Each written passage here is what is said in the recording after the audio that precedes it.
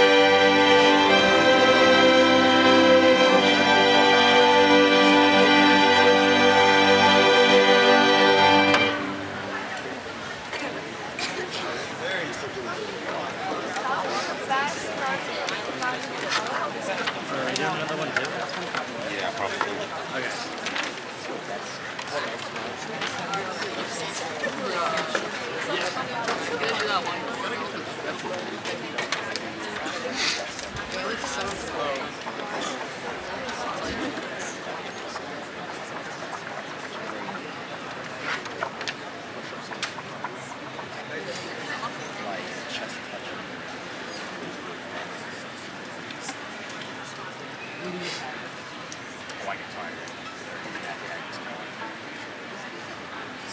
30 seconds.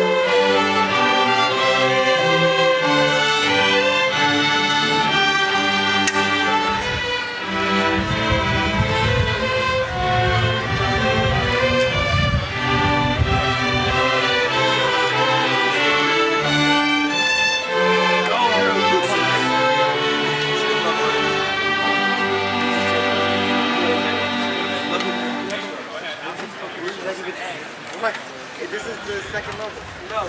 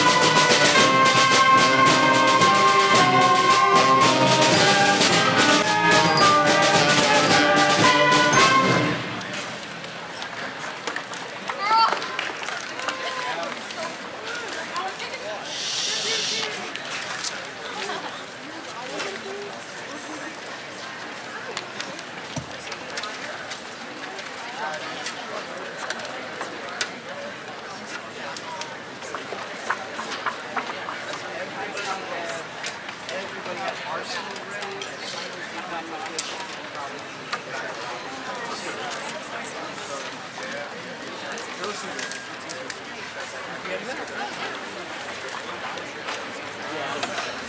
know that too.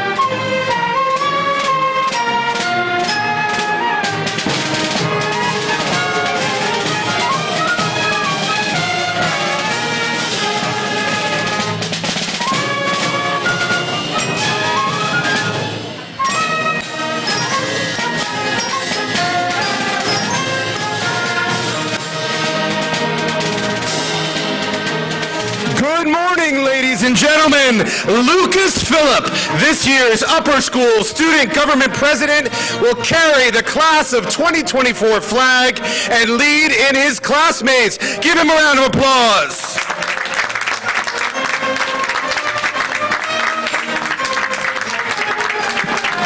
Galloway House, Househead Dr. Michael Torrey.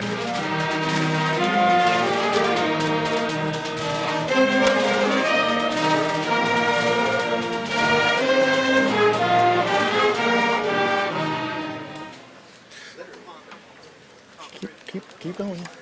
Keep going. Officer.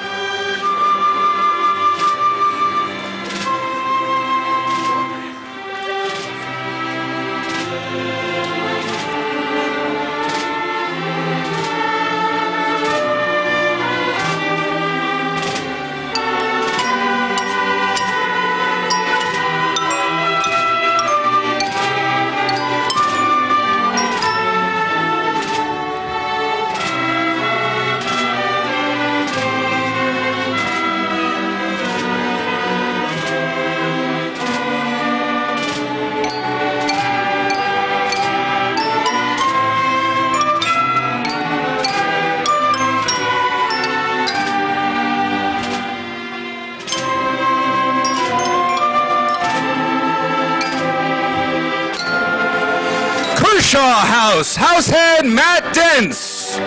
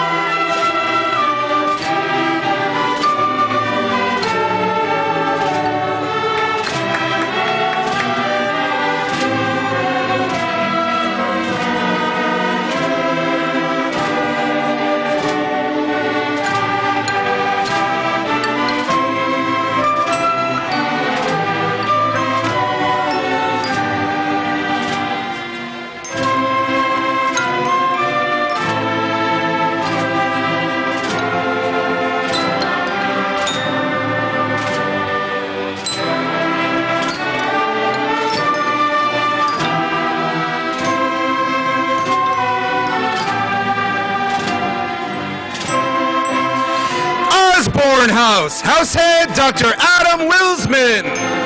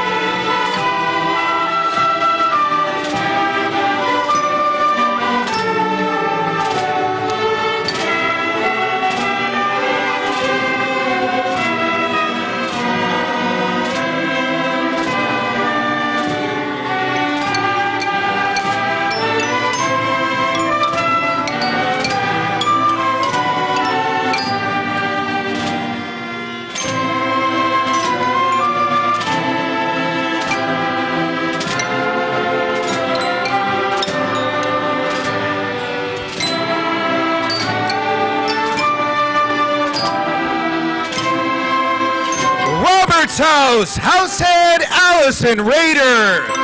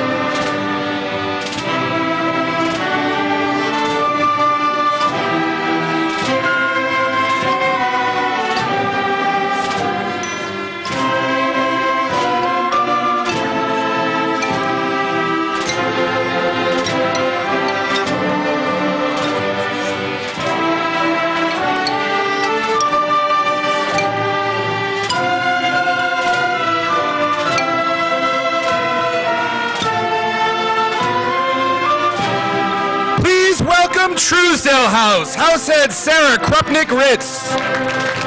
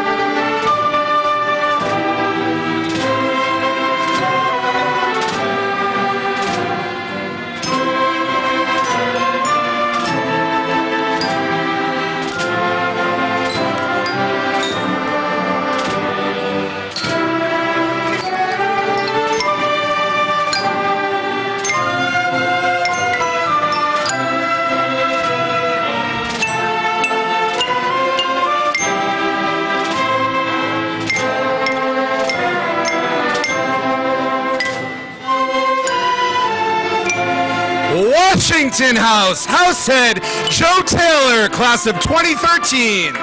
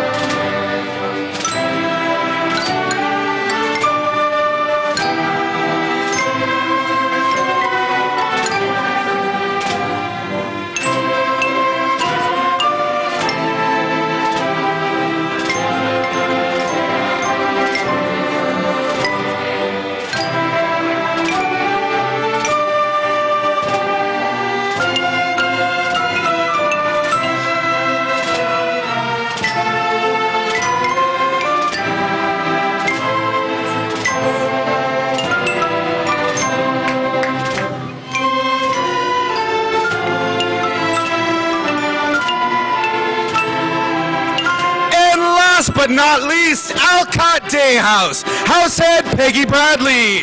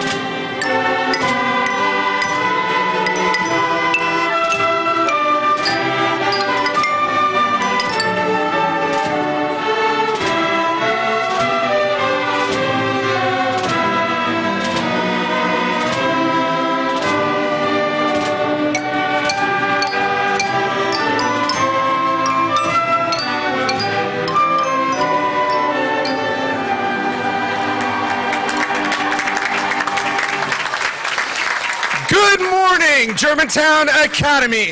My name is Rich Schellhaus. I'm the very proud head of school here at GA. On behalf of the faculty, staff, and board of trustees, it is such a privilege and pleasure to welcome you to our celebration of commencement for the one and only class of 2024. I realize today is exceptionally hot, but at least we're out here together on Connor Quad. If you are wearing a blazer, I invite you to take it off at any time, to roll up your sleeves, to know that there are water stations in the back and there is shade by the big trees that have survived the time in Fort Washington. If any time you feel like you need to move to the shade, please do so. It should be noted, my friends, that today is Flag Day, a proud occasion to honor our nation's symbol of freedom and unity. I ask you to please rise, remove your hats, and enjoy our national anthem, the Star-Spangled Banner.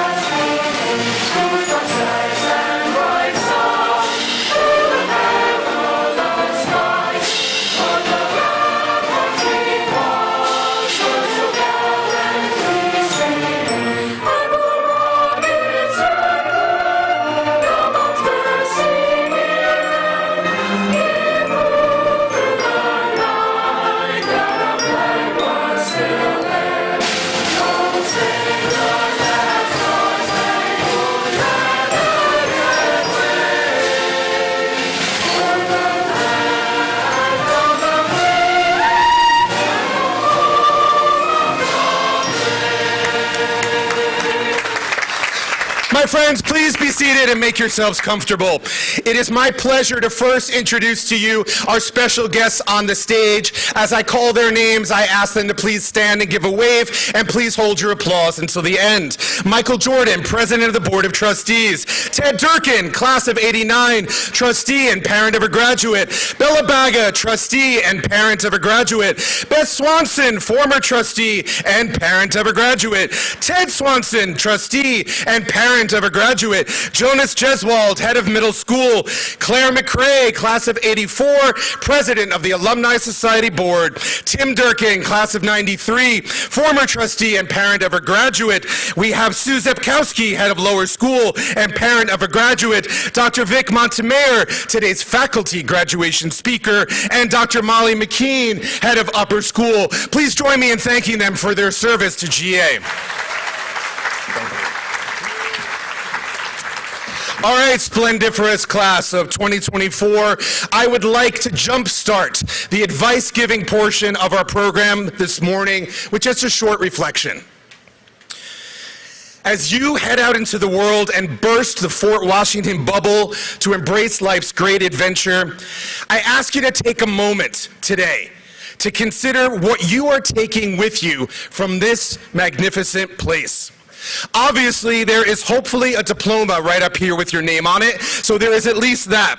But there's also somewhere between 3 and 18 years of knowledge and learning that you're taking with you. Facts, skills, perspectives gained thanks to thousands of hours of studying, experiences, and discussions.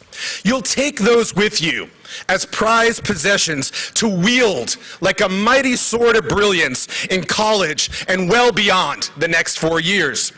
Clearly, you are also taking a treasure trove filled with memories with you today, not just of this sweaty moment, but of the millions of moments which have preceded it at the academy, laughing with friends, winning a game, acing a test. But I also encourage you to reframe that question and consider not just what, but who. Whom are you bringing with you as you depart America's oldest non-sectarian day school? Every day, I'm surrounded by facets of the people who have helped shape, whether they know it or not, the man that stands before you today. Whom do I bring with me? I am the echo of my mother's laugh, my father's work ethic, and my brother's moral fiber.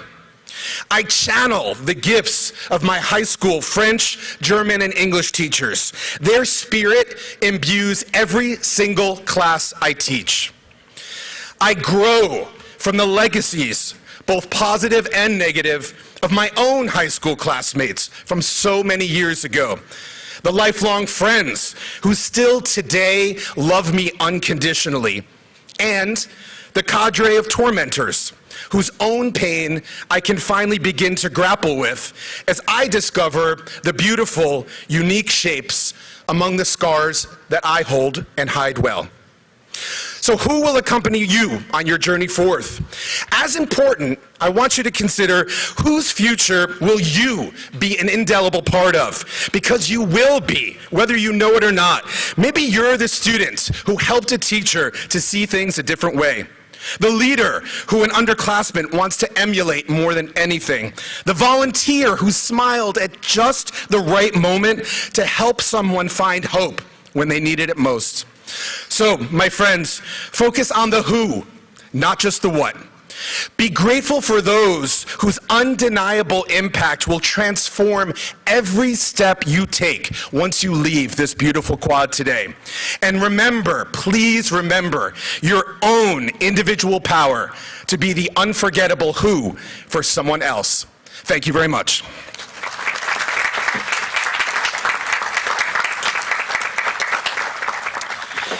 While a whole array of prestigious awards was presented at Prize Day, as noted in your programs, today we confer the final prizes to our almost alumni. Please join me in welcoming Dr. McKean to the podium, who will present the Nahill Memorial Medals first.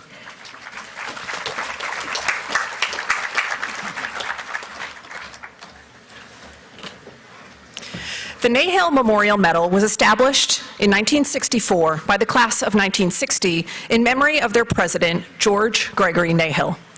These medals are to be awarded to the students of the senior class who, by vote of the class, have done the most to further class unity. Our first Nahill Medal is given to Luke Phillip.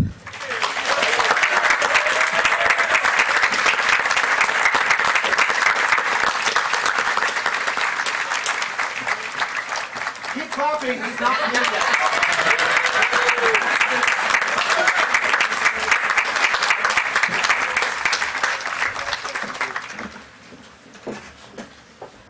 And our second Nahill Medal is awarded to Emma Goodwin.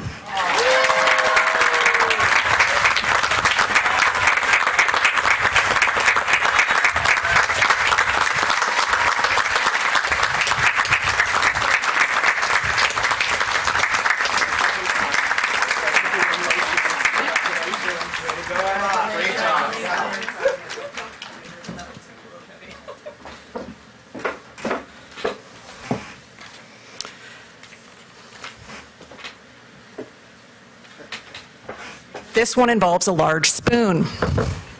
So in the 19th century, GA seniors would gather for a class dinner, at which they would regale each other with speeches, songs, and jokes.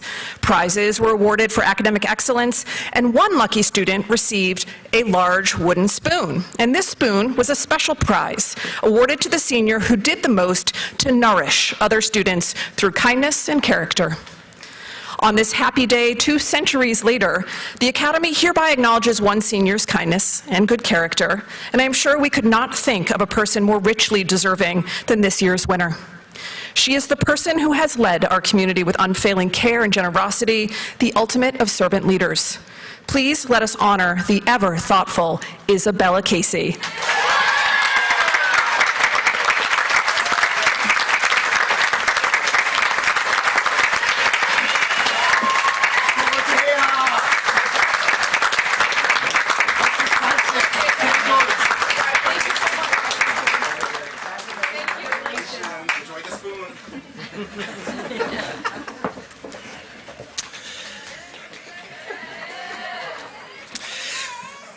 The final prizes are the head of school prizes, which are awarded to the 4 students of the graduating class who, while at Germantown Academy, have simply put, made the best use of their talents. Often thought of as something of an unsung hero award, recipients of this prize excel by pursuing their passions without regard for external reward. My sincerest congratulations to all 4 of our Head of School Prize recipients. The first is Lucy Fassler.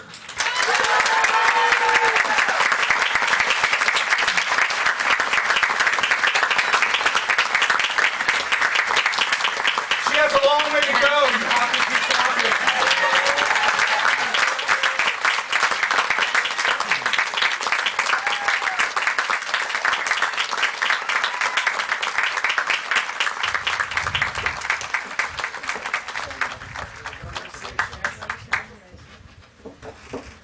Our second Head of School Prize goes to Ethan Page.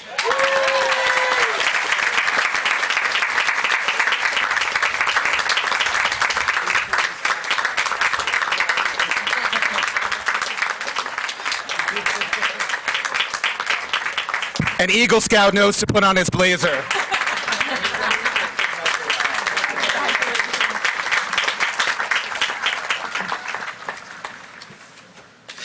Our third Head of School Prize recipient is Colin Rink.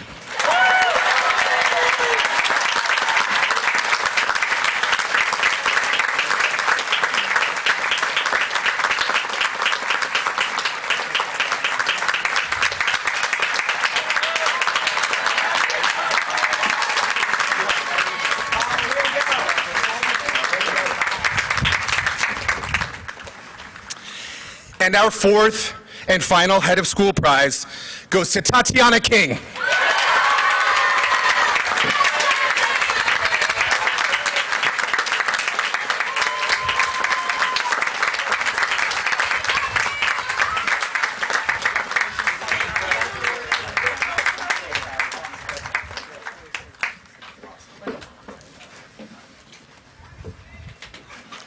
Now, before we move on to recognizing our graduates this morning, I have a request to make of the amazing class of 2024. This is a day that honors you, of course, but it is a day that is also so meaningful to your families. You are here today because your parents and families believe in you, and because they believe that an excellent education matters. And because of those beliefs, they have given so much. They have attended hundreds of concerts, games, parent conferences, and special events. For many of those years, they maybe even paused in their dream of a fun sports car to get something with that very practical third row of seating. They were willing to do whatever it took to launch you into the world as the scholars and citizens and leaders that you are. So whether you arrived as an upper schooler or in our daycare center or somewhere in between, your families believed that you would reach this day, that you would become an embodiment of the GA mission, that you would make them proud, and that you would make the world a better place. Without their love, support, and belief in you, you wouldn't be the person that you are today. We thank you, parents and families, for entrusting GA with the spectacular gift of your children and with the honor of being part of their education. We are a better school because we have had them here. And class of 2024, I ask you to get on your feet and join me in a rousing round of applause for your families who made today possible.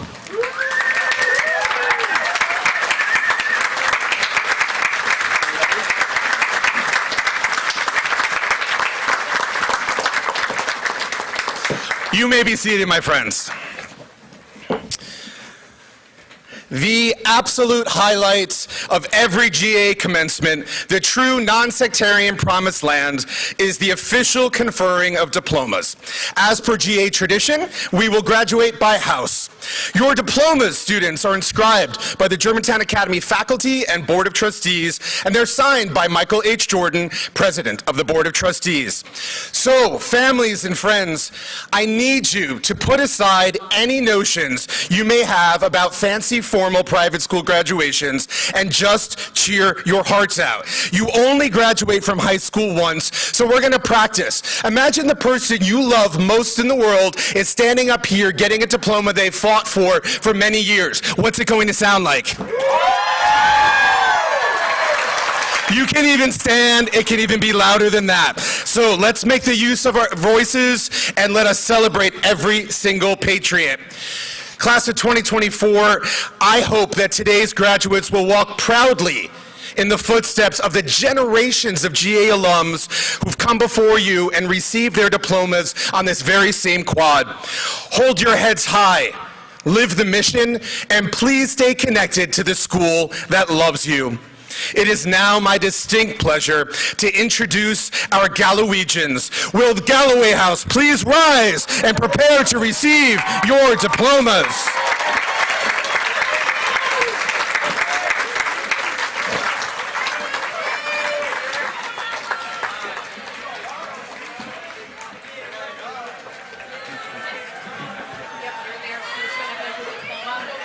So,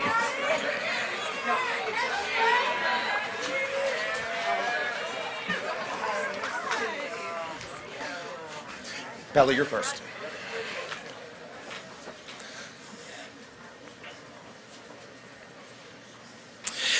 Galloway House, Househead Dr. Michael Torrey.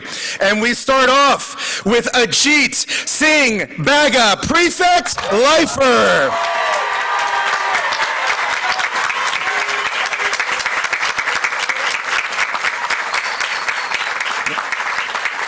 Keep going.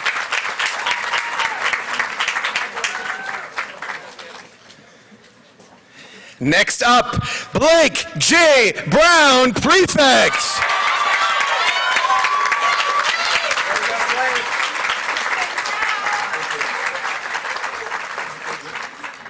Lucy Grace McFadden, Prefect, Cum Laude.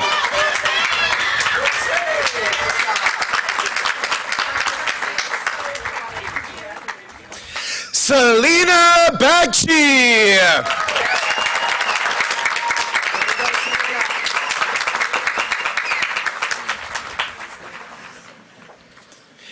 Maisie Chase Betancourt.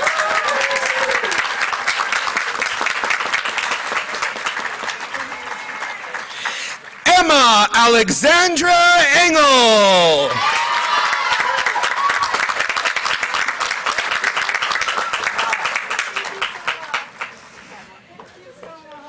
Gianna Ava Grasso.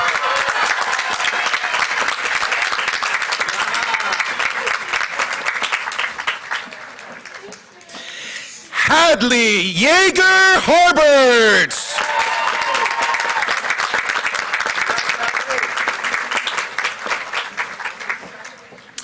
Rowan Lafferty Harrington.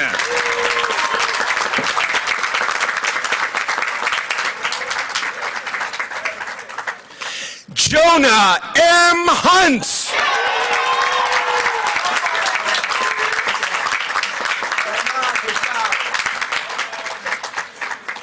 Carmela Cellarossi Jenks, cum laude Academy Scholar.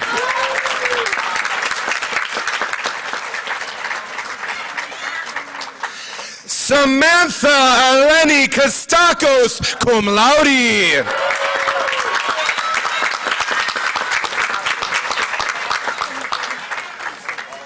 Olivia Violet Cray, cum laude.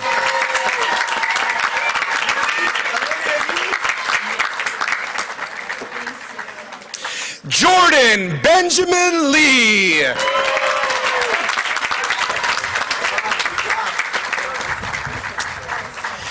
Isabella Grace Mastrobuno.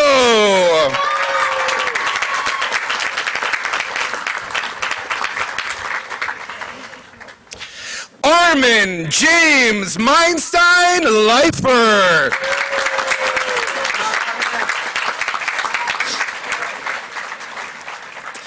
Emma Noel Moyer.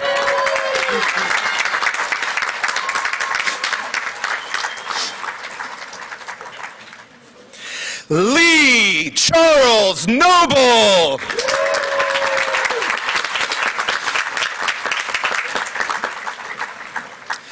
Samantha Halirofsky.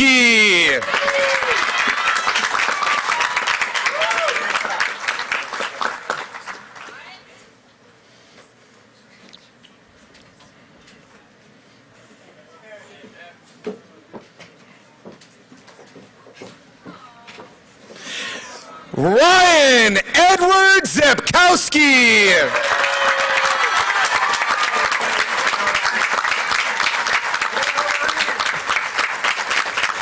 Please join me in congratulating our graduates from Galloway House.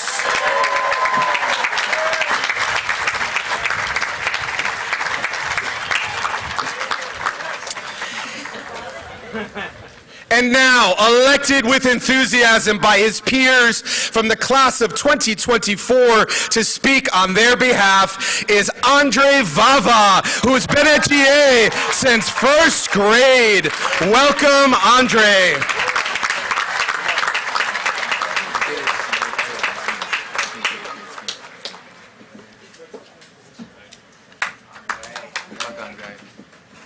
That's a lot of people. Good morning, GA.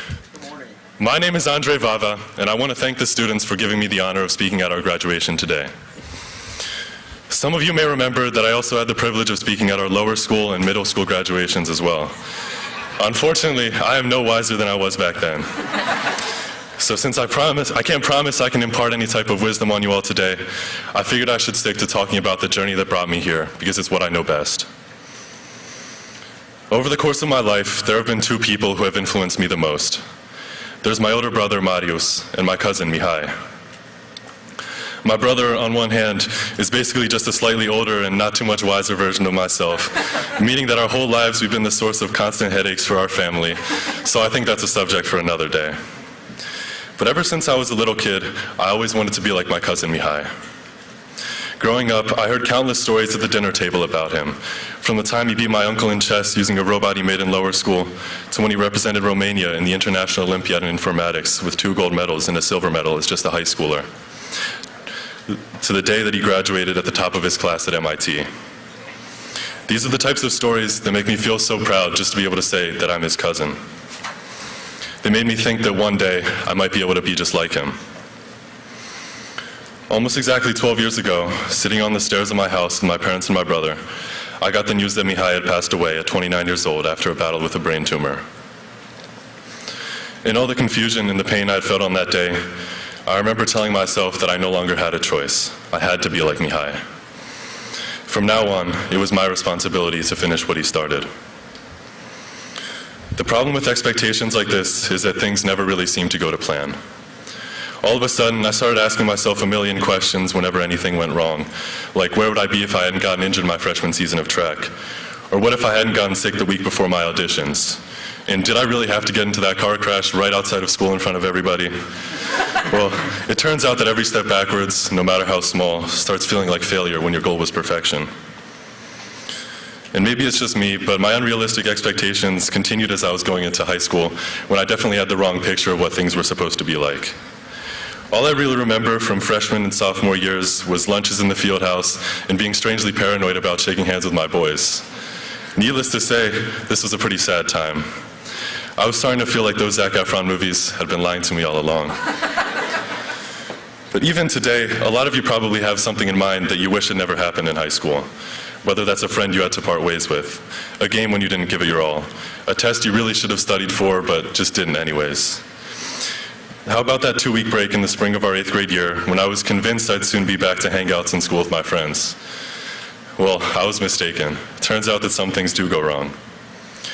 But even in the toughest times in high school, I'd hear my mom telling me that these are the best times of our lives. She also reassures me by saying that things only really get worse from here. Well, my honest reaction to that is God help me, because I can't say that things have always been easy. The more I think about it, though, the more I think I'm starting to understand what she means. Despite how hard I fought, and no matter how hard I pray, I won't ever become my cousin Mihai. For now and forever, I'll have the bad luck of just being stuck as Andre. But today, I recognize that I failed at my dream of being just like my cousin. But I fought so hard to get this dream, and I tried so hard in the process that I became myself, however far from perfect that may be.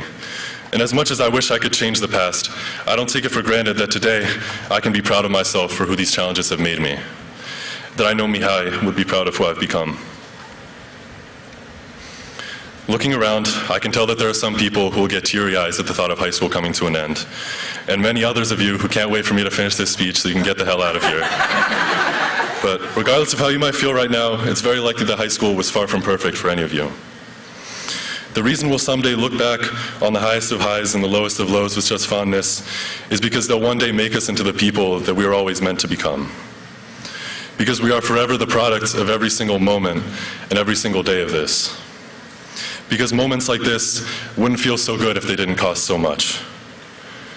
So whether you've become that person you want to be yet, or more likely you're still waiting for your time to come, I urge you all to be thankful for the struggles and thankful for your failures because they've made you this. Because regardless of what you expected or what you might have hoped for, things simply went the way they did and led us all to this day when we'll be walking across this very quad together. Maybe my mom is right, and life really does get a lot harder from now on. But sincerely, I don't think we should ever be afraid of that. We've been through so much, one and all, just for this moment. And now, dear class of 2024, it's our time. Thank you.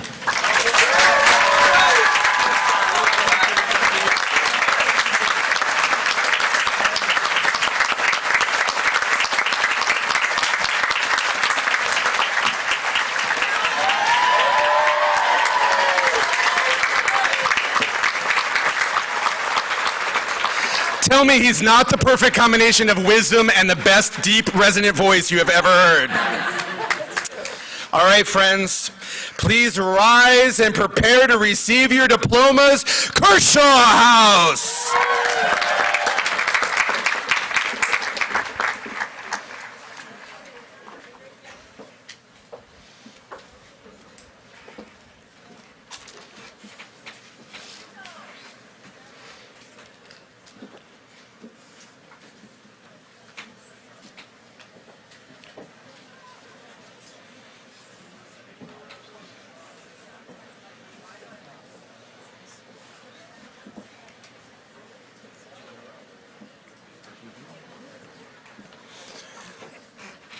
Kershaw House househead Matt Dents.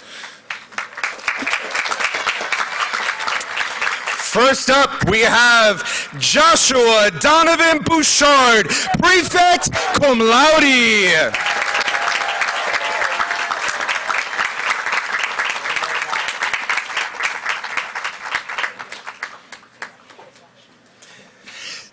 Tiana King, Prefect.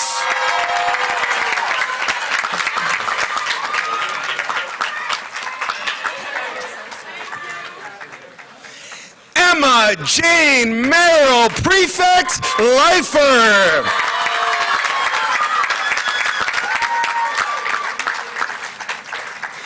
Anna Jane Amen, Cum Laude.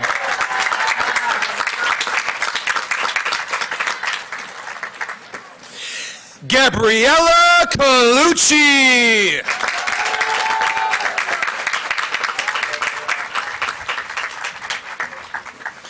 Olivia Curran, Academy Scholar.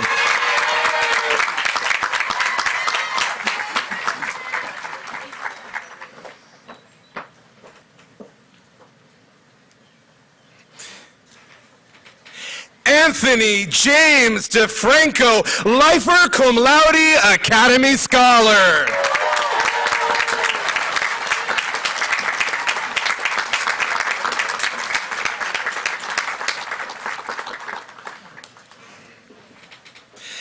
Lily Catherine Houston.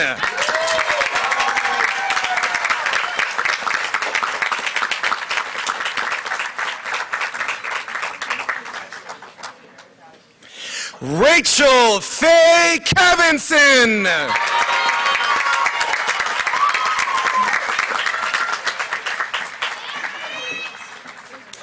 Seamus Robert Knox.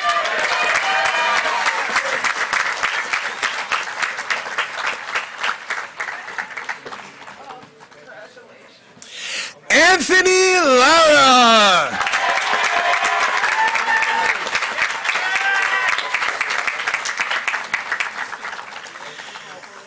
Richard Hubert Lau, Academy Scholar, Cum Laude.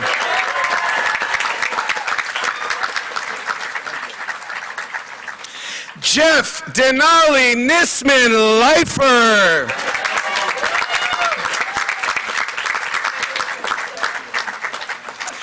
Nicholas Declan O'Hara, Cum Laude.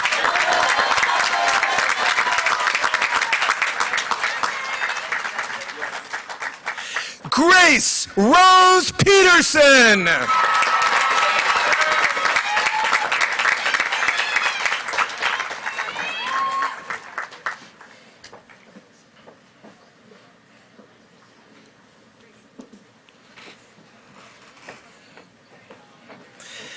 Colin Francis Rink, Lifer.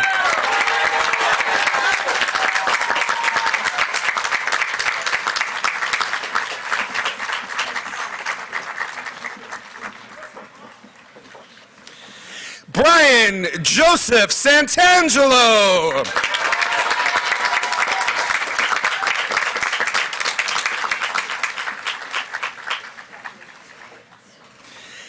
Xander Riley Shallow.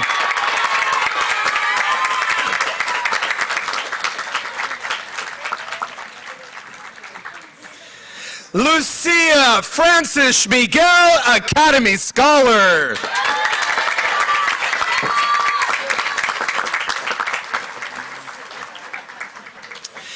Donica Morgan, Michigan Staples, Cum Laude.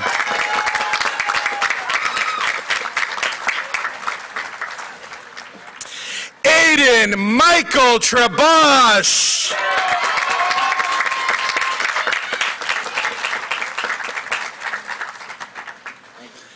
Amelia Jane Van Dale.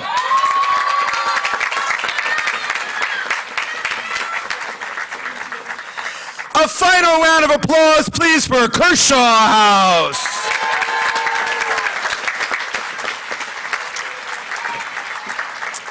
Presenting the class stone this year are Alexander Brereton, Emma Goodwin, and Mario Toscano. They are the senior form class representatives to the Student Government Association. Please welcome them and thank them for their service to GA.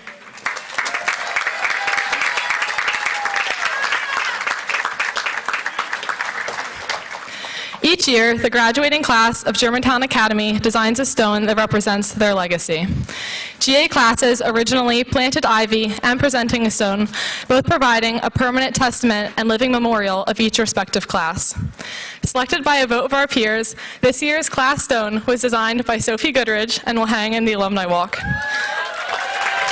Yay. We feel very honored and grateful to present to you all the class stone of 2024.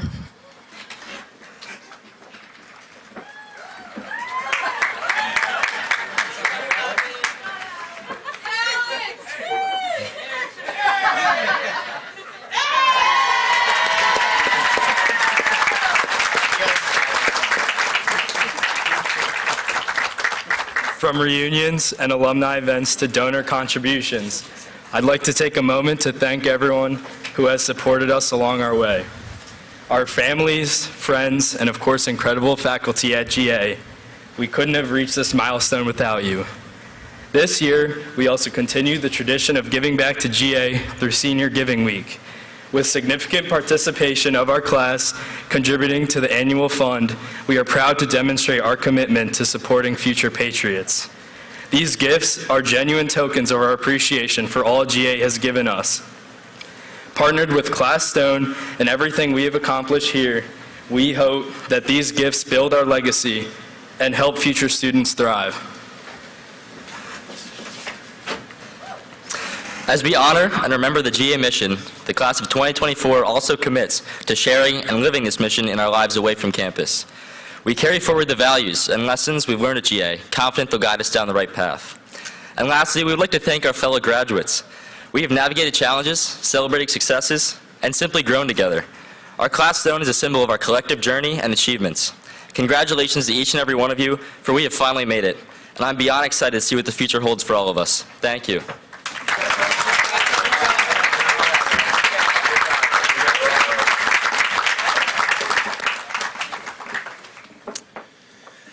All right, friends, next up is Osborne House. Please rise and prepare to receive your diplomas.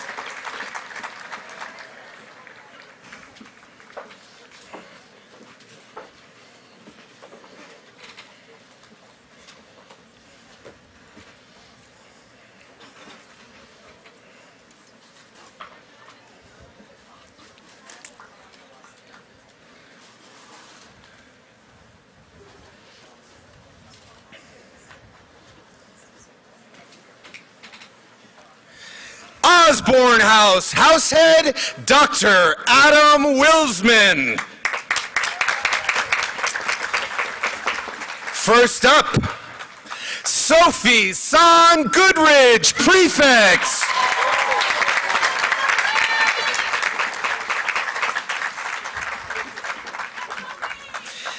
Madison Faith Quinter, Prefect Cum Laude.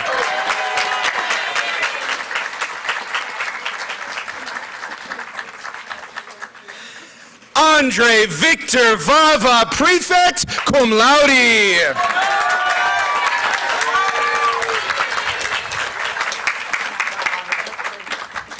Jessica Rita Aponic.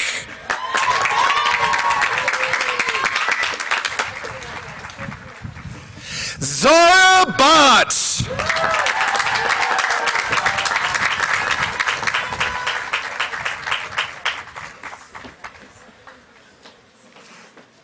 William Capers III, Lifer.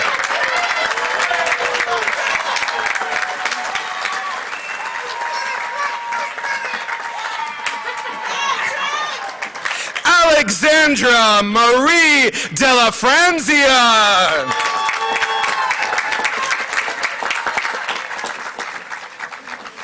John Carmen DeLello.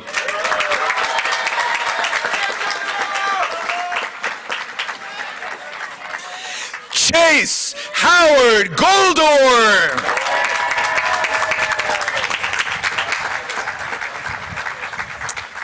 Melina Maria Lucarini.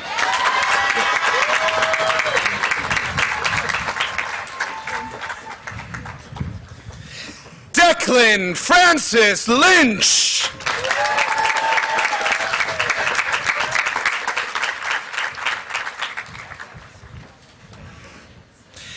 Maxwell Magliari.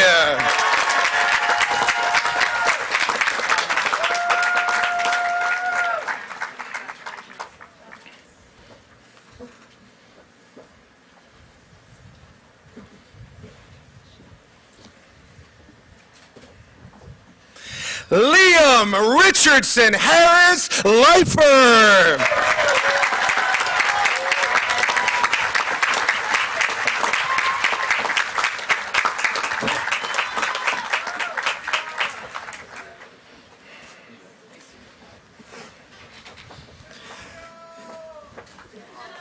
I couldn't hear you. Thank you. Shay Mackenzie Sawyer St. Clair Academy Scholar.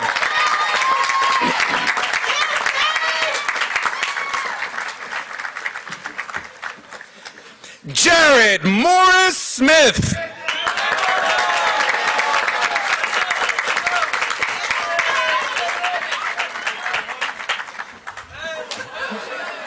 I taught him that. Claire Charlotte Theobalds.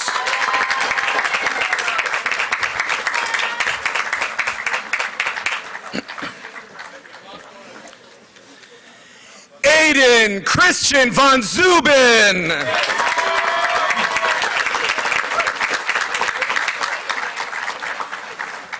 Samantha Jolie Wade.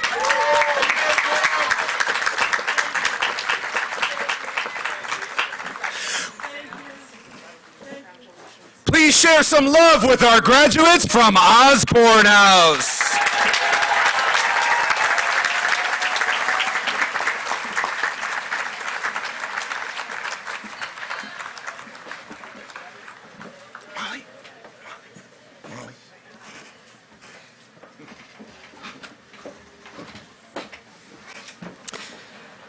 Elected by the esteemed Germantown Academy faculty, our second student speaker is Angie Wong, who has been at GA since 8th grade.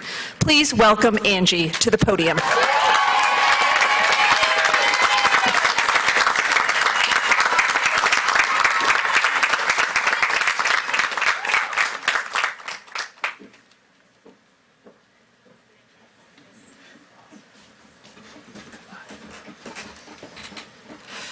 Good morning, everyone. Hello. My name is Angie Wong, and I'm honored to be up here. Although I usually prefer to listen to speeches rather than give them, especially at graduation. It's not only because I have so many people staring at me right now, but mostly because when I was writing the speech, I couldn't figure out what to say. I must have had more than 5 drafts that I threw out because they were either too generic or complicated or boring, and I know this speech probably still doesn't check all the boxes.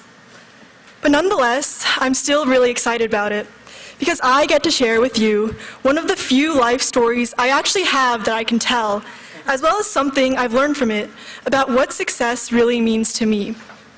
And that might just be one of the most important lessons I've gotten out of high school. I came to GA in 8th grade. Before that, I lived in the suburbs of Atlanta, Georgia for basically my entire life. I describe my life there as peaceful and simple. Everything was just so comfortingly familiar. Going to school with friends I'd known for my entire life, eating potluck dinners every Friday evening with family friends, and carpooling to school every morning. Needless to say, it was very different from here. I still remember driving through this area for the first time and seeing elementary schools that were bigger than the high school I would have gone to in Atlanta. I mean, when I first saw GA's campus, it was so big I thought it was actually a town, Germantown. Somehow, even though only 5 states separated Georgia and Pennsylvania, there was something about the air in the Northeast that suddenly made everyone want to do more. Grades actually mattered now. The club fair seemed like a contest to see who could sign up for as many clubs as they could. And everyone's favorite game seemed to be who could score the most on our impossibly difficult 9th grade physics tests. I never won that game. I was caught off guard. I don't know what I expected Pennsylvania to be like, but I thought that people would have the same goals as everyone did in Atlanta. To have a stable job, retire early, and live in Georgia your entire life. To me back then, that life sounded like a dream I could only hope to reach. So now, seeing and hearing that I needed to make the most out of my high school experience and take every opportunity I got, because I'd regret it if I didn't, made me scared that now I had to rush to catch up. I wasn't used to this style of living at all, and I struggled to keep up. I looked around me and saw other people chatting with friends during free periods, while I was doing homework for the entire 50 minutes and on the bus rides home because it took twice as long for me to finish my assignments. I didn't know what time management was or even how to study, but it sure felt like everyone else did. So more out of necessity than choice, I decided that I would observe and absorb everything around me. Everyone else joined as many clubs as they could, so I joined as many clubs as I could.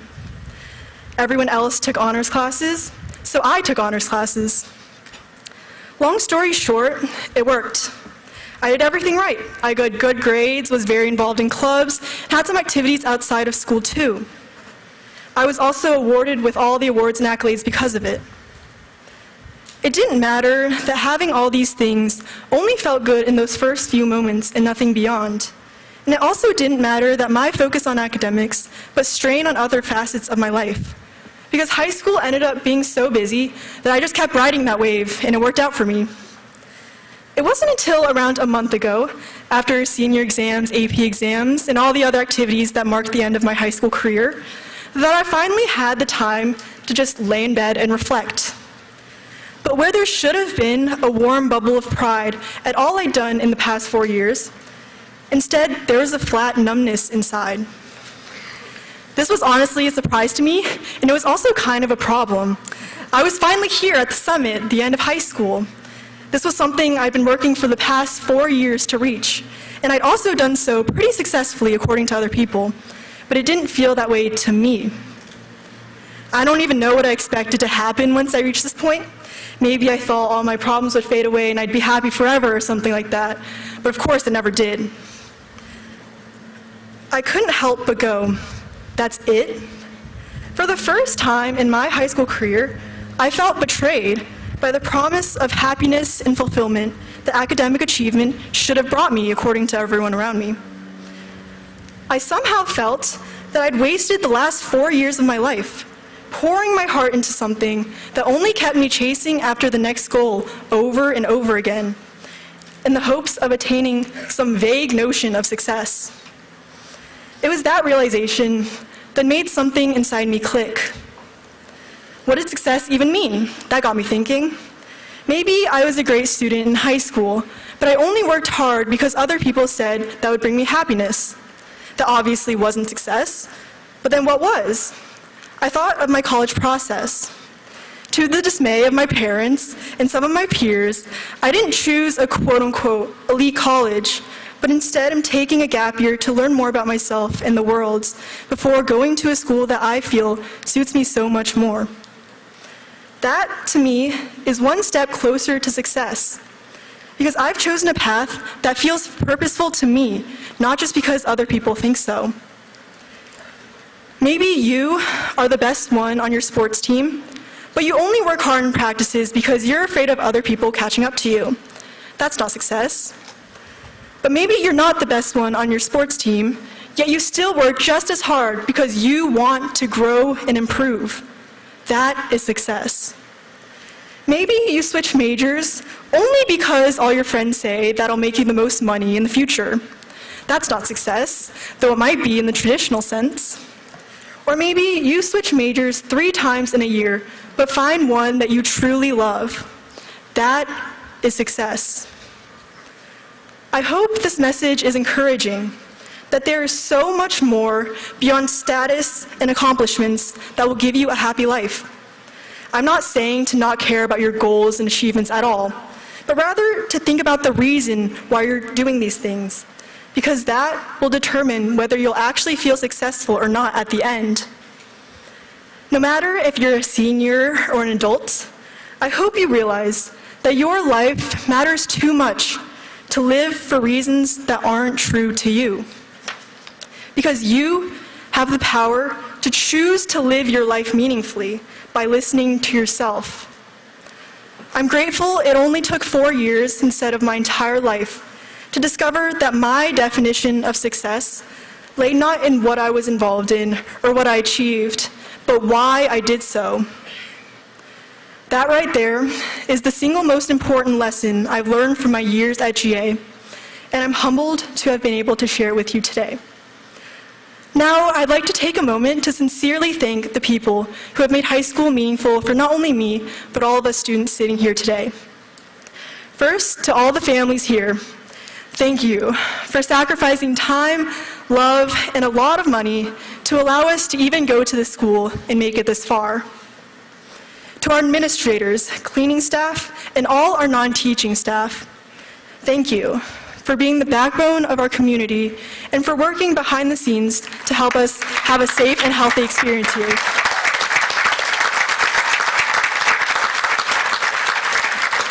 To our teachers, thank you for being so incredible.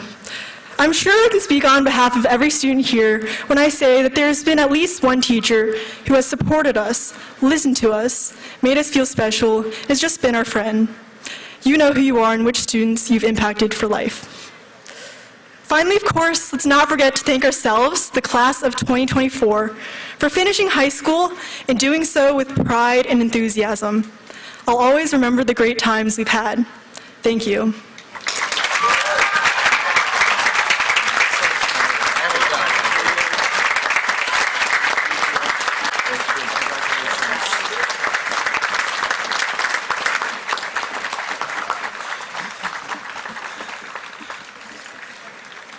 Thank you, Angie, for so vulnerably and intelligently, as always, sharing your wisdom. My friends, it is time to honor the distinguished Walry among us. It's time for Robert's House. Please rise.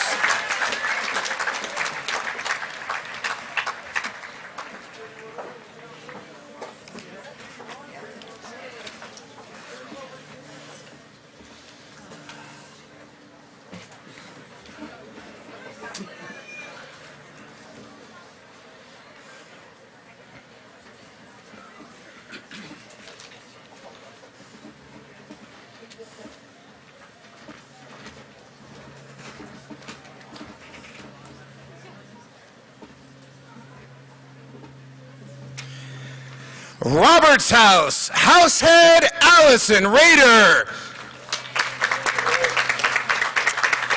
First up, Alexander Denny Brereton, Prefects.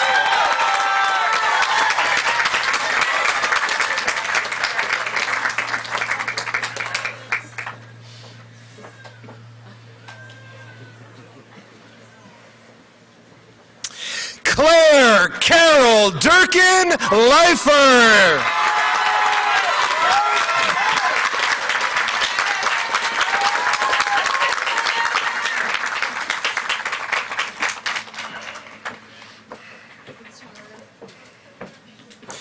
Cece Leone, Prefects.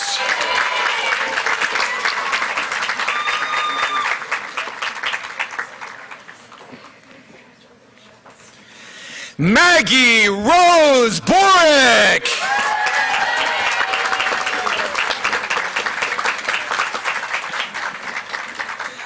Landon Kendrick DeHaven.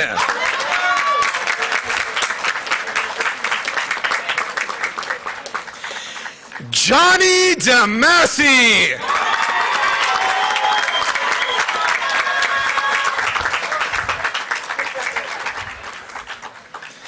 Madison and DeStefano.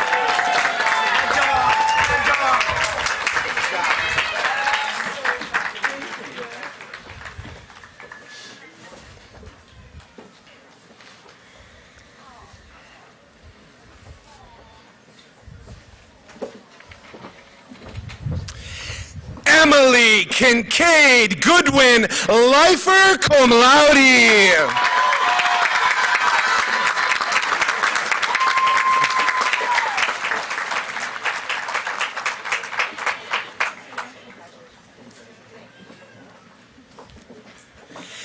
Taylor Olivia Grimley.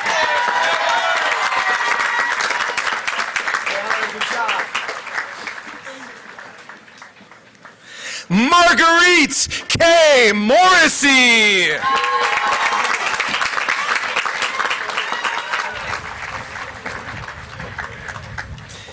Michael Grant Pierce.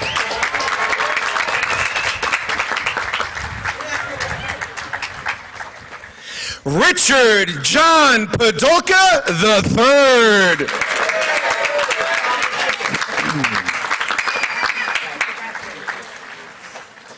Samantha Jane Rahuba.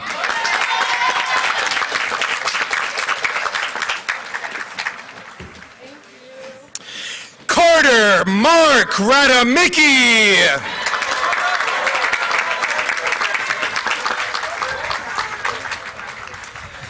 Milo Thomas Ryan.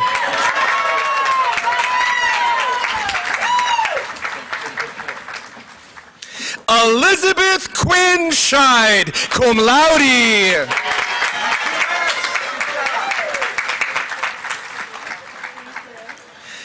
Melinda S. Shen, cum laude, Academy Scholar.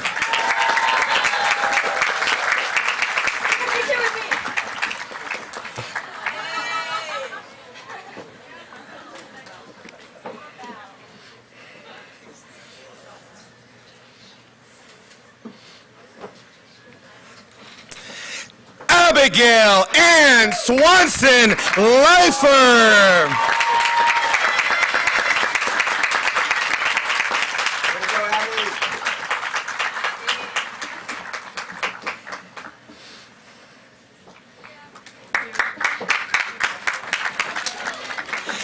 Kayla Mary Sweeney.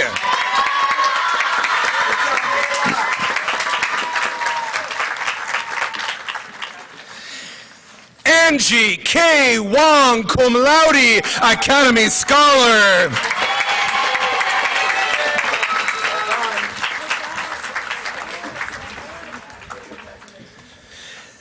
Makai Wells.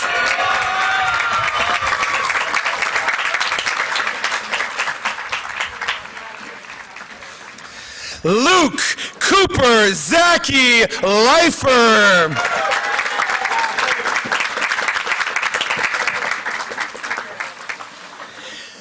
Friends, please join me in congratulating Roberts House graduates.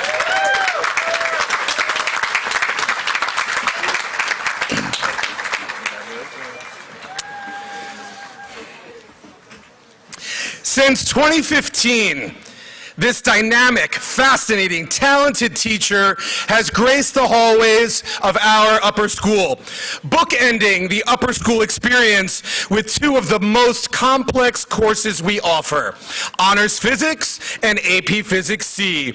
Not to even mention the daunting Advanced Math Honors for those who've already completed AP Math or his dabbling in astronomy.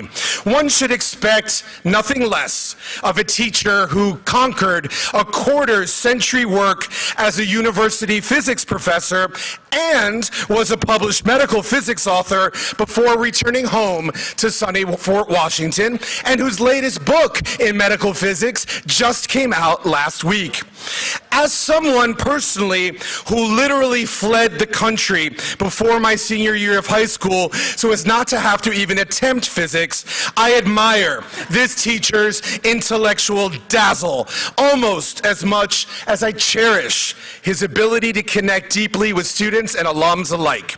Each winter break, he welcomes dozens of honors physics survivors to his home, alums who continue to depend on his wisdom, appreciate his humor, and relish the chance to catch up with friends with whom they shared the GA journey.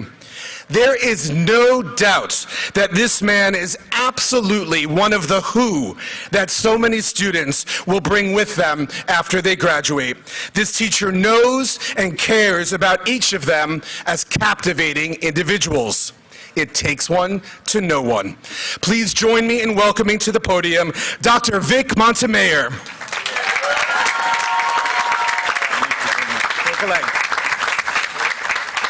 Vielen Dank, Herr Schellhaas. Good morning, everyone. Very special good morning to the graduating class of 2024. Hey, that wasn't too bad. You'll have another chance towards the end of the talk. We'll see what you can do then. When I was asked by Mr. Schellhaas to give this talk, the first thing that popped into my head is probably the first thing that pops into anyone's head asked to give a talk like this, and that is, what in the world am I going to talk about? I thought back to my own high school graduation, and not only can I not remember what the speaker spoke about or who the speaker was, I can't even remember if there was a speaker because I don't remember anything about my high school graduation. I mean, I'm assuming I graduated. So I asked a good friend of mine about his high school graduation, and he said he also didn't remember the speaker or the topic, but he did say that he thought that the graduation speech is a very important tradition. But he advised me that I should talk about something really exciting so that years later the students will think back to the graduation talk and think, well, that was pretty cool. Okay, so exciting and cool. Lucky for me, when people think of exciting and cool, I tend to be the first person that comes to mind. For those of you that don't know me, that is a bold-faced lie. For me, I mean, the most exciting thing that's happened to me recently was the bean seeds that I planted in my garden sprouted last weekend. And I had to sit down and have a drink after that one. So I explained all this to my friend, and my friend said, "What, are you crazy? You've had exciting things happen to you." He said, "What about that time in Eastern Europe?" Okay, this was towards the end of the Cold War, and there were a couple times that I found myself with a rifle pointed at my chest, and there was the time in Hungary that the Hungarian secret police somehow were convinced I was a spy, and they followed me everywhere I went in Hungary. So those were cool stories. Those are kind of exciting. But I needed something with some kind of message. And what am I supposed to say at the end? So in conclusion, do not get rifles pointed at your chest, and do not piss off the secret police in the country that you're visiting. That wouldn't work. So I started thinking back to wise things that people have told me, which led me to thinking about the wisest person I've ever known, which is my father. And I remember when I was in high school, my father said to me, "Son," he didn't actually say son, that's just for dramatic effect. But he said, "Many problems in this world, both big and small, would not be problems if people just communicated better." Let me put my father's comment in context. My grandfather was from the border of Texas and Mexico, and my grandmother was Mexican Indian. They met in Conshohocken. They got married. My father was born. When my father first went to school, he didn't speak any English. When he graduated from high school, he went into the military. He served in the Korean War. Then he returned from the war, got married, went to college under the GI Bill. He was the first person in either his or my mother's extended family to ever go to college. I was the second. After he graduated from college, he got a job in the local steel company, a white-collar job, which was huge. When my father was talking to me about communication when I was in high school, he was president of that steel company. My father showed me a newspaper article in which the journalist was reporting on the fact that the local union leaders for the Iron and Steel Workers Union of Pennsylvania had just agreed to a wage cut. Union leaders do not agree to wage cuts. So this journalist wanted to know why. Well, the leaders of the union talked to the journalist, and they said, "The reason we took a wage cut is because we know the president of the company, my father, And we know that he asked the administrators for much deeper wage cuts long before he approached us. And we know that if he's coming to us now, it's because this is a last-ditch effort to try to save this small steel company that was no longer able to compete with the large steel companies in the country. And they said, that's good enough for us. My father pointed to the article, and he simply said, communication. So I started thinking back, and it hadn't occurred to me how important communication has been in my life until I started thinking about this talk. My mother has told me that ever since second grade, I've always said that I wanted to teach, to communicate. What I wanted to teach and the level I wanted to teach at is varied, but I always wanted to teach. When I was in high school, I got all of the awards for English, I got all of the awards for foreign languages, communication. I didn't realize this until I listed them out and counted them for this talk, but it turns out that I've actually written 9 books, most of them locally published, a couple published online, and 2 published through international publishing houses. But to be a good communicator, you don't have to talk to union leaders and you don't have to publish books. It could be something much smaller. My sister is an international corporate lawyer. And when I told her that I was going to talk about the importance of communication, she said, oh my God, this is so important. She said, lawyers are the worst communicators. She said, you do not believe how much time and therefore money is wasted of just lawyers not communicating, by which she meant lawyers not communicating in a timely fashion. Well, this, of course, is not something confined to the legal profession. Max Corman is an alumnus of GA. Max and I had lunch a few weeks ago. Now, Max swore me to secrecy about this for about half a year, but he's given me permission to talk to you about this morning. Max has written a screenplay for a movie called Passion Will Prevail, which he intends to direct. He already has a producer that's well-known that's agreed to work with him. He has a very well-known casting director working with him. And he has a reasonably well-known actor who's agreed to play the lead. Max was describing to me the problems associated with trying to get a movie made. And he said it's so frustrating dealing with all these loose ends of all these different people doing different jobs. He said that he no sooner finally gets someone responding to his messages saying they can do this job for him when he has someone else who comes to him and says, look, I can't wait around for this anymore. I've got to move on to another project. He said it's so frustrating. He said he doesn't know if this movie is going to be made or not simply because of the lack of communication between different people involved in the project. Personally, I'll be surprised if this movie doesn't get made, but we'll see. But communication can also be something really small. Ms. Goldstein was just talking to me a couple weeks ago, very frustrated with some students just because of a lack of communication. She was trying to get a hold of students who had some work missing, and she was trying to get them to submit this work. She emailed them, never heard back. She emailed again, nothing. This is something that can be really frustrating, it's rude, and it's an unnecessary waste of time. And unfortunately, it's something that happens all the time. Now, you people are about to become new university students. Do not be that non-communicating student. I can tell you, as having been a professor for more than 25 years, professors will not follow you around, chase you, trying to get stuff from you. They will not be patient the way these very kind and very patient teachers have been with you during your time at GA. Communicate. So, years from now, when you think back on this GA graduation, very fondly, of course, if you remember anything from this talk, remember this. 2 times, rifles pointed right at my chest here, and the Hungarian secret police really did think I was a spy, and they really did follow me everywhere. And maybe, just maybe, it was pretty cool. Thank you. Class of 2024, congratulations. Thank you. Oh my goodness. Thank you very much.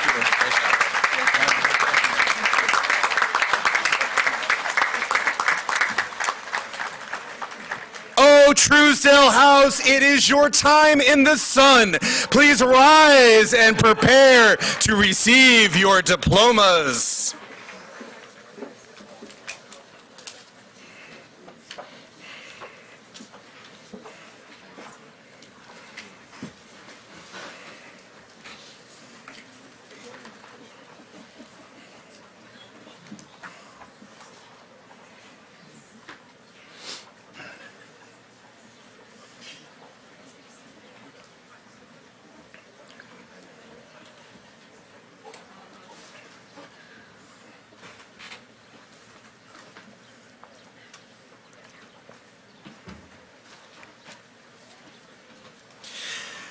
Truesdale House, Househead Sarah Krupnik-Ritz. First up, we have Sebastian Cortez, Prefect.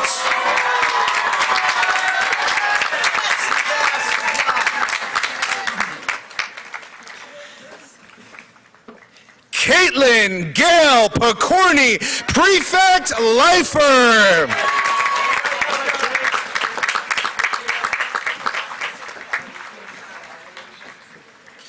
Andrew R. Joe, Prefect Cum Laude.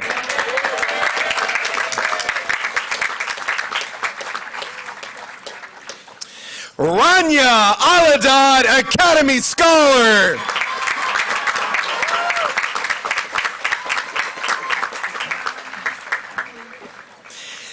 Jenna Nicole Aponic.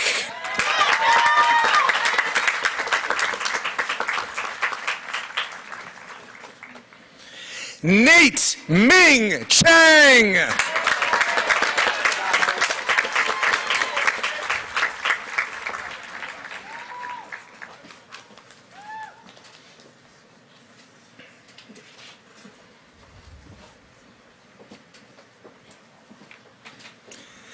Madalena Giovanna Donchez Lifer.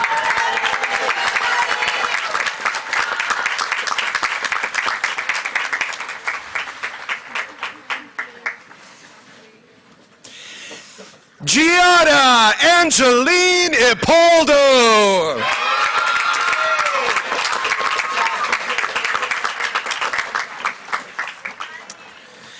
Ash Kakadia Cum Laude Lifer.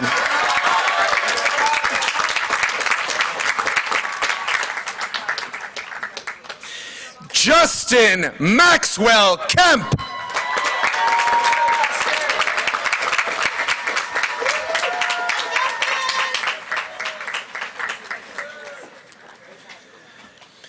Alexandra Coyne Caracas.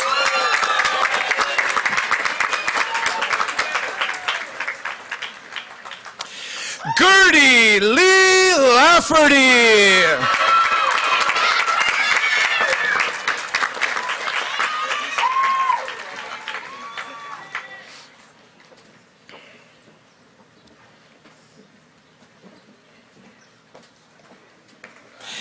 Isabel Sarah Lou Cum Laude.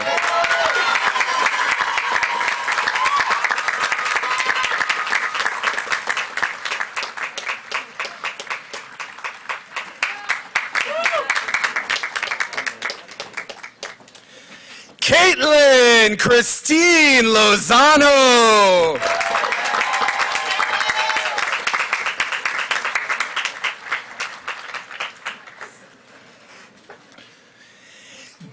Devin James Lukens Lifer.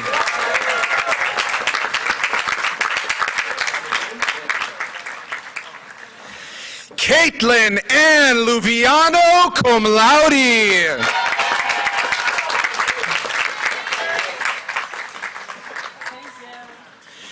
Quinn Catherine Monahan Cum Laude.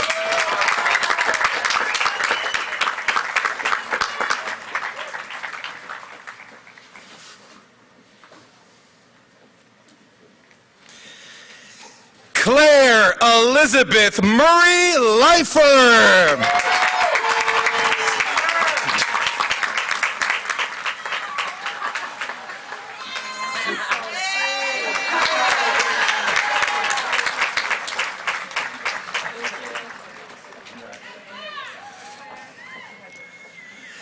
Lauren Catherine Perry.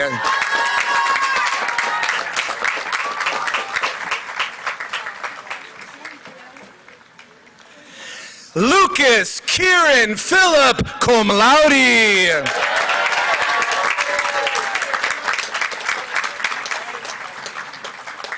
One more round of applause for Truesdale House.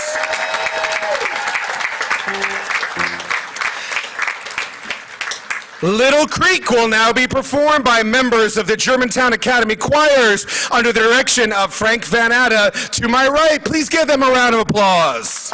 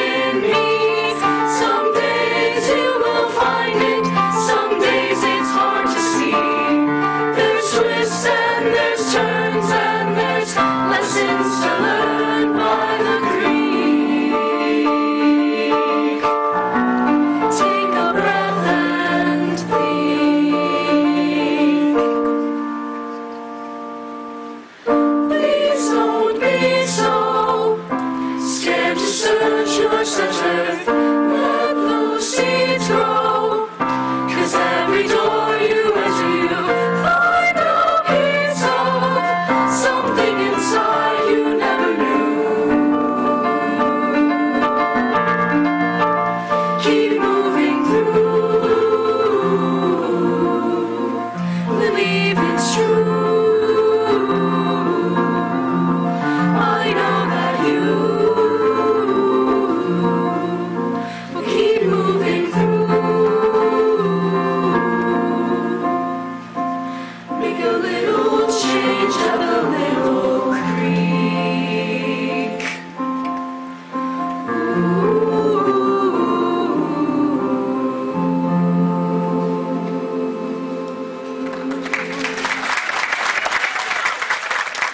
Thank you to our singers, Mr. Van Adam, Mr. Wade, and assist from Mr. Payon. There is only one house named for a former president. I would like to ask Washington House to rise and prepare to receive your diplomas.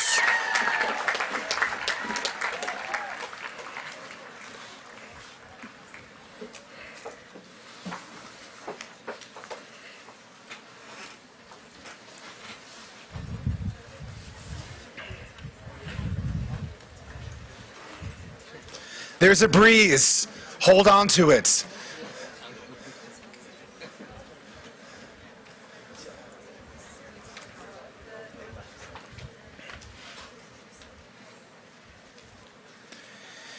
It's time for Washington House. Househead Joe Taylor, class of 2013.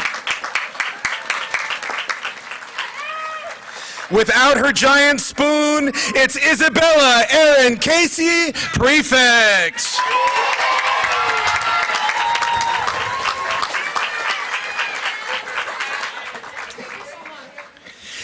Gavin Victor Thomas Fontaine, prefect.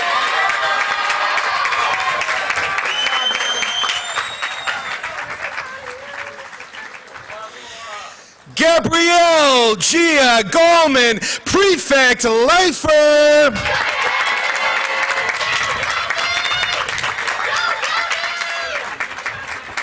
Tatiana, I couldn't hear you. Could you make that? There we go. Nicholas Ryan Barron Lifer.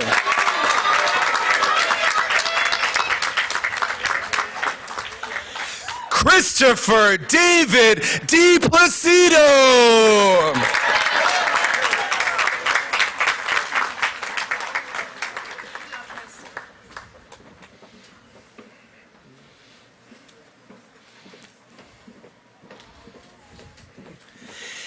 Abigail Simone Durkin Lifer, cum laude.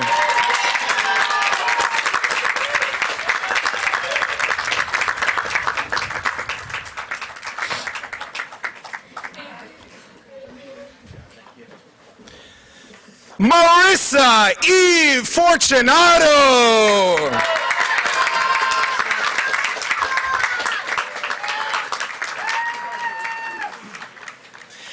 Annabelle Rose Gato.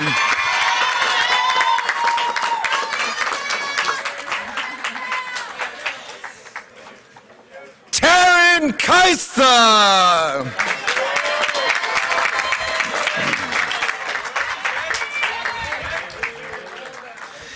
Max Aiden Langsfeld.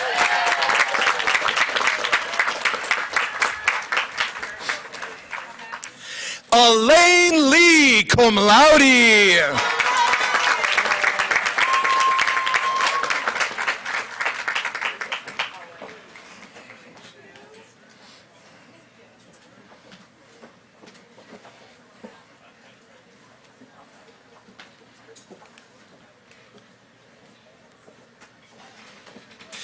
Charles Joseph Mursky.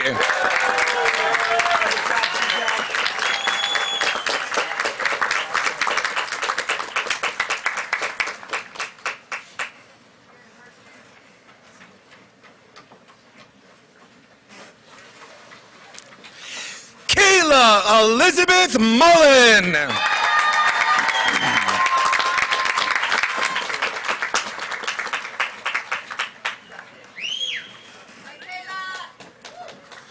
Ethan Carter Page.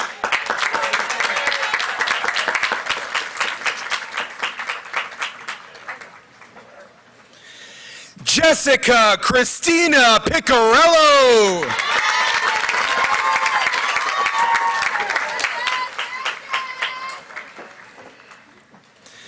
Noah Ray Shapiro.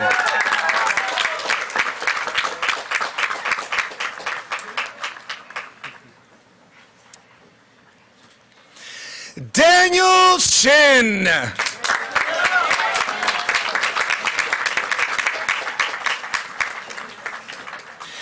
Grace Elizabeth Taylor, cum laude.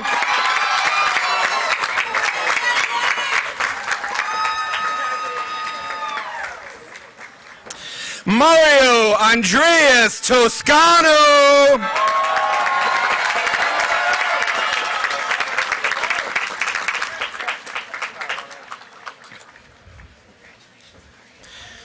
One more huge round of applause for Washington House.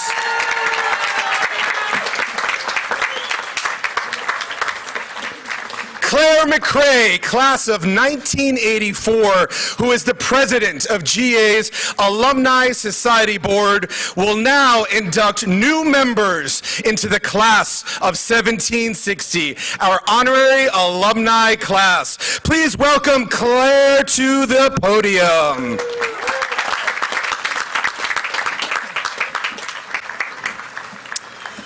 Good morning, Germantown Academy. Good morning. Good morning. On behalf of the Alumni Society Board, it brings me great joy to welcome the class of 2024 as our newest alumni members. Always remember that your Germantown Academy roots are deeply established, and that the network of over 6,000 alumni worldwide stands ready to support you as you venture beyond these cherished walls to pursue your passions. Go forth with patriot pride, conquer your dreams, and rest assured that we will always be here to welcome you home. The class of 1760 was created to recognize non-alumni for their exceptional contributions to the Academy.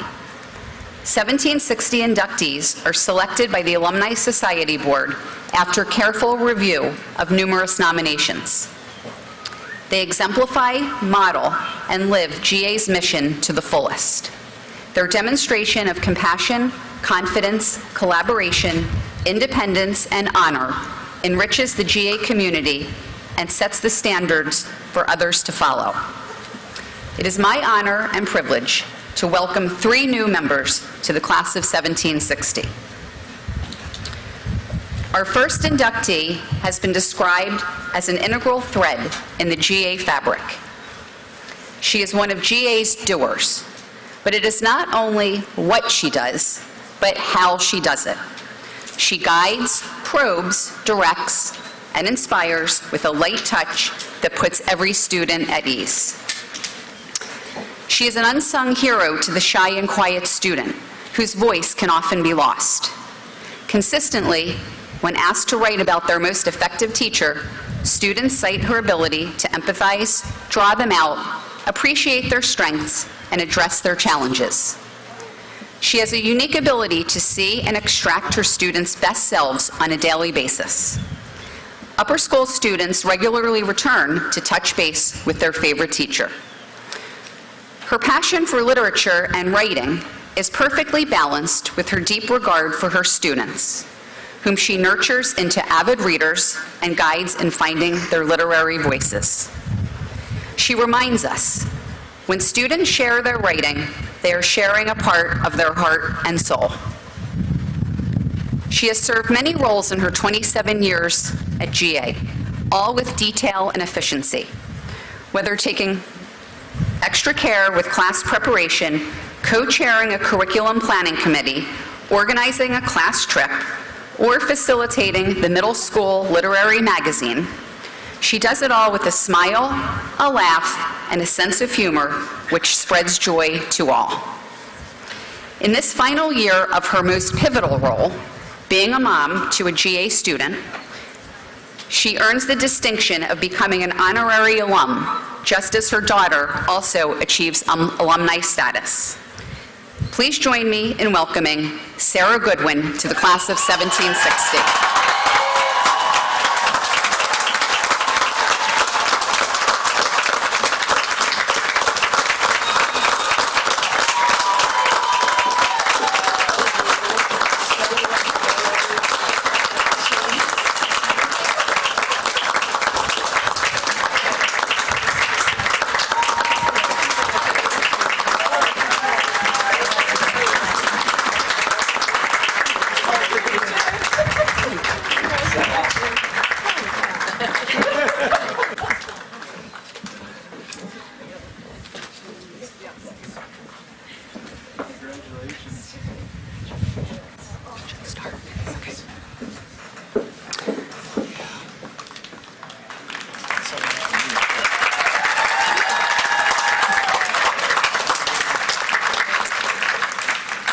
For over 2 decades, our next inductee has contributed to the GA community in many ways, primarily behind the scenes, not wishing for the spotlight.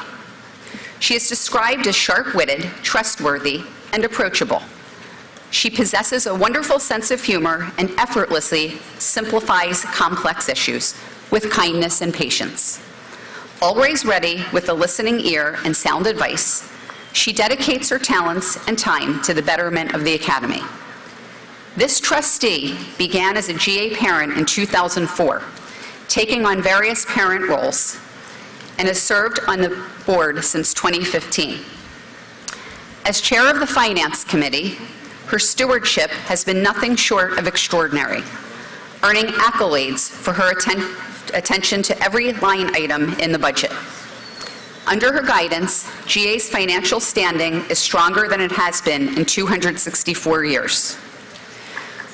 Her impact has been so profound that the board unanimously voted to grant an exception to extend her term, recognizing her invaluable contributions. She is a natural teacher and leader, mentoring many. In a field traditionally dominated by men, she stands as an accomplished professional, inspiring all who encounter her. As a dedicated volunteer, she spends countless hours ensuring GA's financial health and strategizing for the future. She is truly the essence of an engaged trustee and devoted member of the GA community. Please join me in welcoming Janet Haugen into the class of 1760.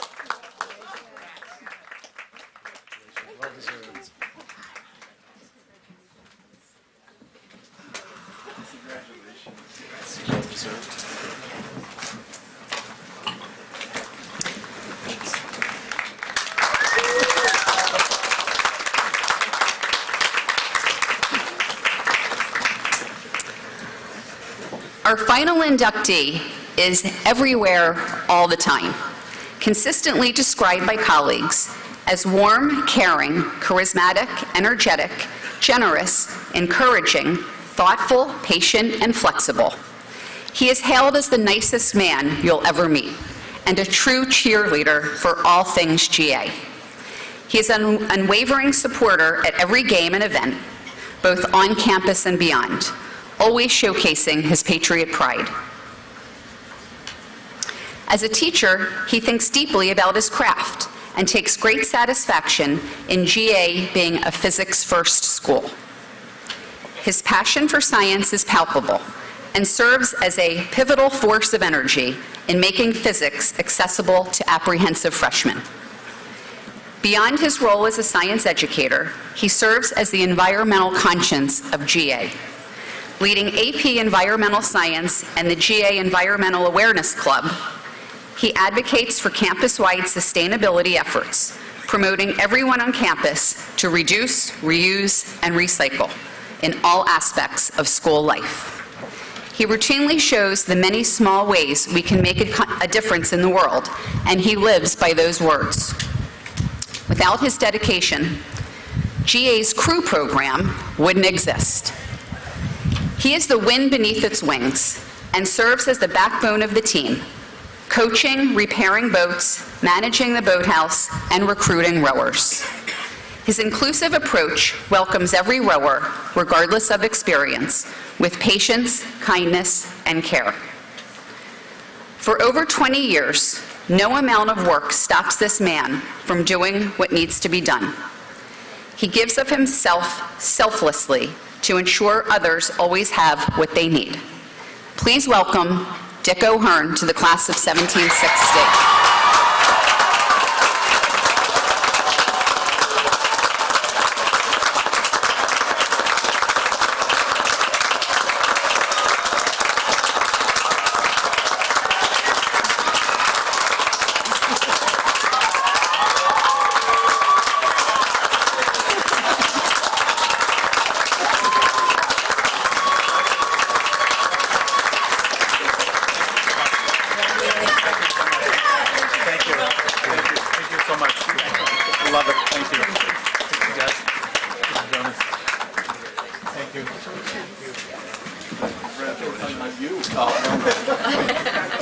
Great job, Claire. Thank you so much.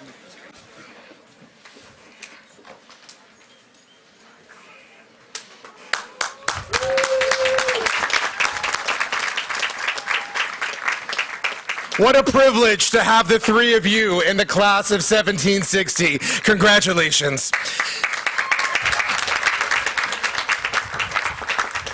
Last but never least, we present the only house special enough to have two names. It's Alcott-Day. It is your time to shine. Please stand and prepare to receive your diplomas.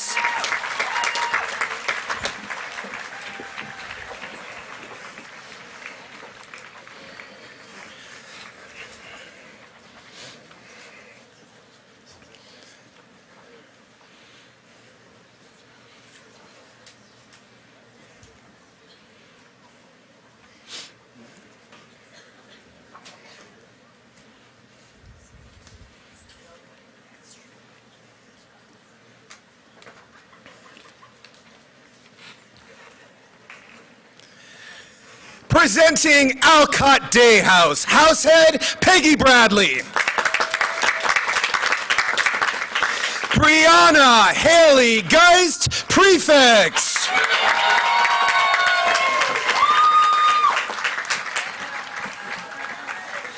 Brendan Patrick Hodgins, Prefect Cum Laude.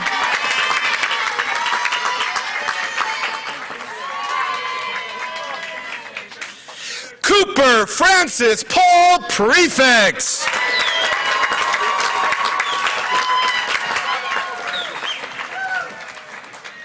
Max Bear, Lifer.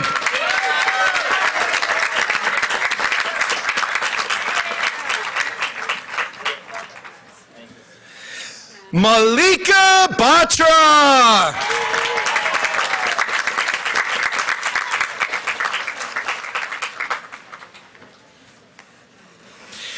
Saloni Bhatia, Academy Scholar.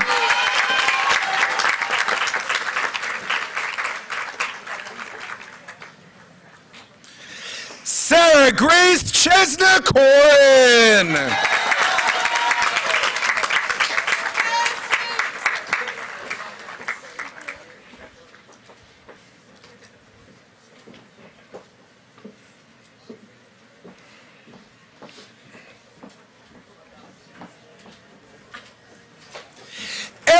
Cross Lifer.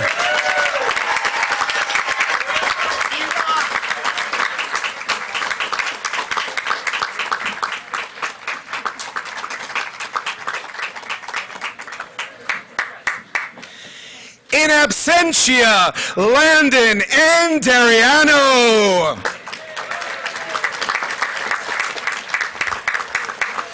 Lucy Tall Fassler.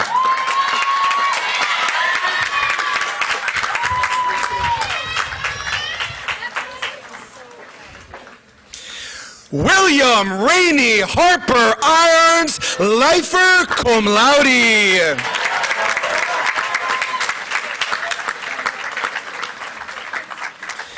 Madison Jessica Karras.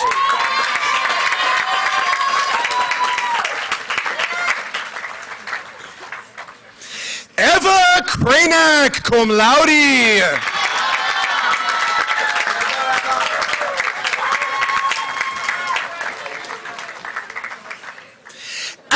Lou.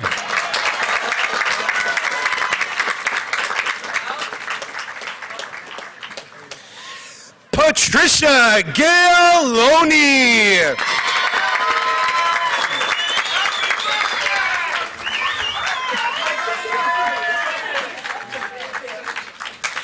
Riley Ann Malone.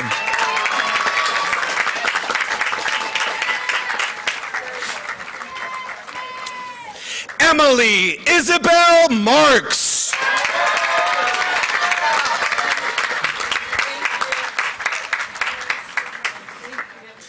Anna Ramirez.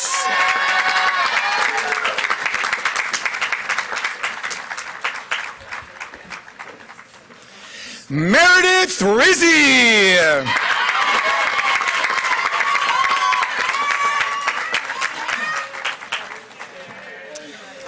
Cole George Snell.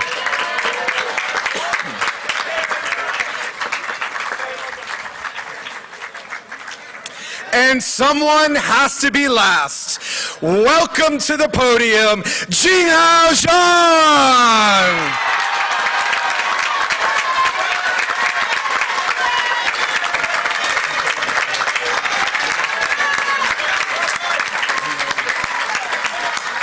One more round of applause for Alcott-Day.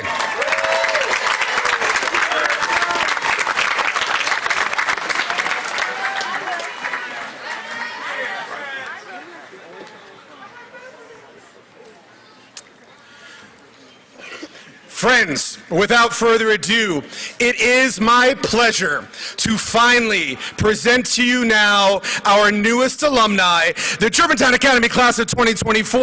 Alumni, I ask that you please rise with your caps, and on the count of 3, I ask you to toss those caps all the way up towards the Belfry Tower. On the count of 3, 1, just throw it up, it's okay, like not literally. 2, 3.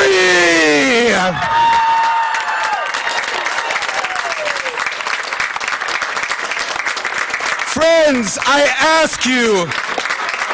Woo!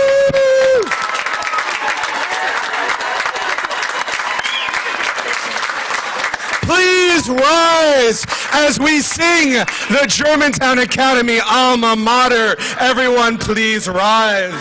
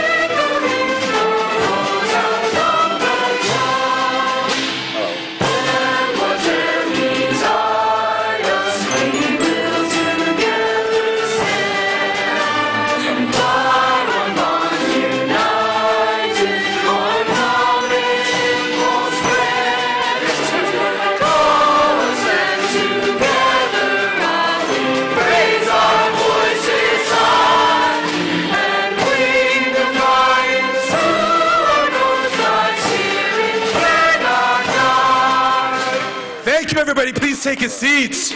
Before we conclude, I want to thank our performers. I want to thank Mr. Van Etta and Mr. Wade and Mr. Carenti and Mr. Horner for the music. I am so grateful to Molly McKean, Steve Mall, Beth Taylor, Deb Kennedy, Heather Durkin, and Carla Ziegelboim for all of their work in helping graduation to be a success.